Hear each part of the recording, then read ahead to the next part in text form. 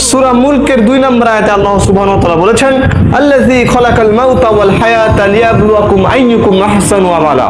আমি জীবন এবং মৃত্যু এই জন্য দিয়েছি যাতে আমি পরীক্ষা করতে পারি আমলের মধ্যে দিয়ে তোমরা কে সবচেয়ে এগিয়ে আছো।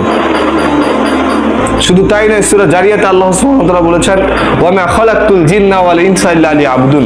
আমি মানুষ এবং জিনকে শুধুমাত্র আমার ইবাদত করার জন্য সৃষ্টি করেছি। আল্লাহ সুবহানাহু ওয়া তাআলা স্পষ্টভাবে কোরআনে অসংখ্যবার বলে দিয়েছেন কি উদ্দেশ্যে আমরা পৃথিবীতে এসেছি এবং কি কাজে আমরা পৃথিবীতে এসেছি।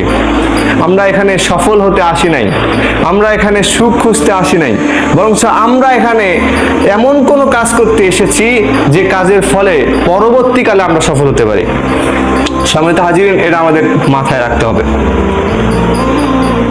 আমি বলতেছি না যে আপনাকে ভালো কিছু হতে হবে না, আপনি ভালো কিছু করবেন না, এটা বলতেছি না। কিন্তু ভালো কিছু করার জন্য আমরা যেটাকে ভালো মনে করি, যে ভালো একটা চাকরি পাওয়ার জন্য